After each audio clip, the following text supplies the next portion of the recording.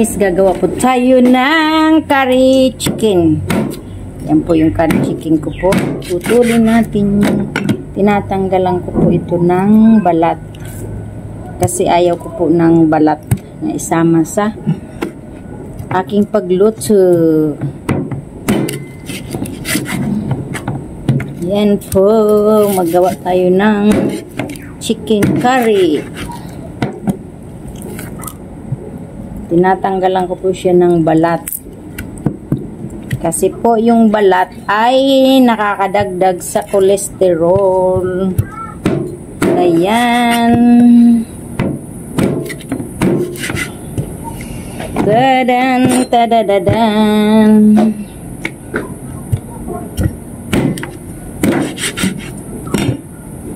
Tanggalan po natin siya ng balat para hindi makasama sa kolesterol. Ayan guys. Pag lininis ko ito mamaya, tatanggalan ko ng balat. Balat kayo lahat.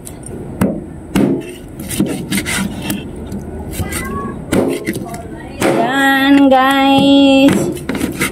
Yan guys, tapos na ako magtad-tad guys. Next po is i-marinate ko yung chicken. Ito po yung chicken ko. Nahugasan ko na, natanggalan ko na ng balat. I-marinate ko yung chicken sa salt.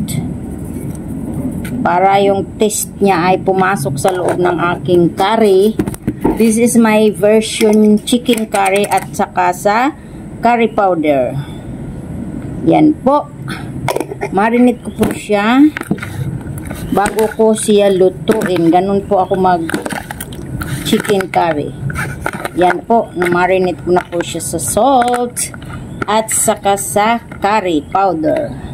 So, tatakpan ko siya kasi nga para walang lumapit na mga kababalaghan. Is magbabalat ay magkakat ako ng garlic. Yan po. Pahaba lang po yung pag-ano ko ng garlic. Yan. At saka onions. Pahaba din lang po. Pahaba. Halo-halo na po siya.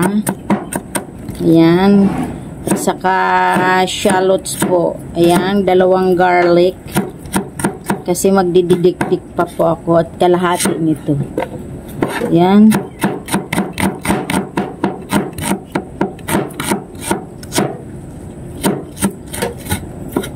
Yan, ipa-fry natin siya. Mayroon pong cinnamon stick, tsaka yung anong tawag dito?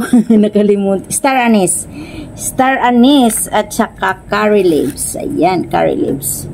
So yan, pagsasamahin natin yan kasi atin siya ipa-fry. So lagay muna natin siya dyan, sit aside. Ipa-fry natin siya. Yan. Saka mayroon tayong 2 cardamom guys. Oh. At saan ba itong camera ko man? Uy, 2 cardamom.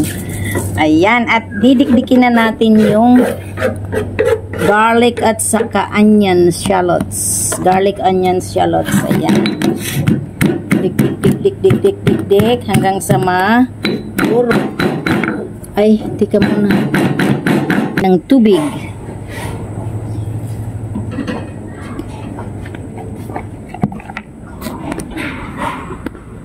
Yan guys, na-dissolve natin sa water yung dinikdikong sibuyas, bawang, sa curry powder. Yan guys. Yan guys.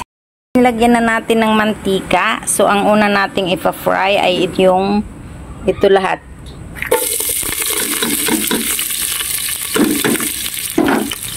Yan po. Yan muna ang ating ipa-fry. Hanggang sa maging brownish po siya. Hanggang sa maging brownish. Uy, ang bango-bango. Ang bango-bango. Guys, brownish na po siya. So, ilalagay na natin yung ating curry powder na dinissolve. Yan.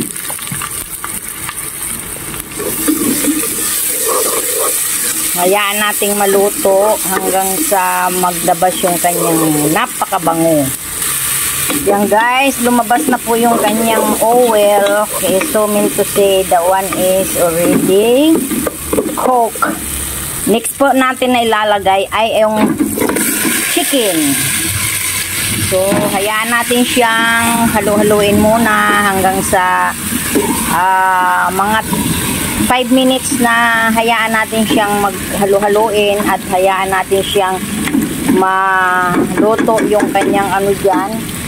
Yung kanyang, matanggal yung kanyang pagka-reddish ba? Yung dugo-dugo niya ay matanggal bago natin siya lagyan ng sabaw, ng water. So, hayaan natin muna siya dyan. Okay? Takpan natin para maganda. Alright. Yan guys. Tuyo na po siya. So, minto siya lumabas na yung kanyang tubig. Yung chicken ng tubig. Ngayon, lalagyan natin siya ng water. Yung water na to ay yung pinaglagyan ko kanina ng hinalo kong curry powder. Yan. So, at saka coconut. Lalagyan natin siya ng coconut at hayaan natin siyang kumulo. So, lagyan na po natin siya ng coconut milk. Yan, coconut milk. Coconut milk po ang ilagay natin.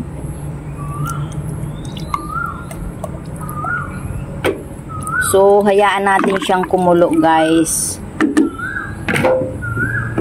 Coconut milk, hayaan natin siyang kumulo. Lagay ko na yung potato. Ayan. Lagay ko na po yung potato. Hayaan nating maluto po ang ating chicken curry.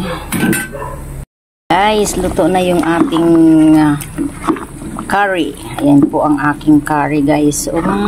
Chicken curry. Masarap po yan, guys. At to, na-double camera ko. Hindi ko makita masyado.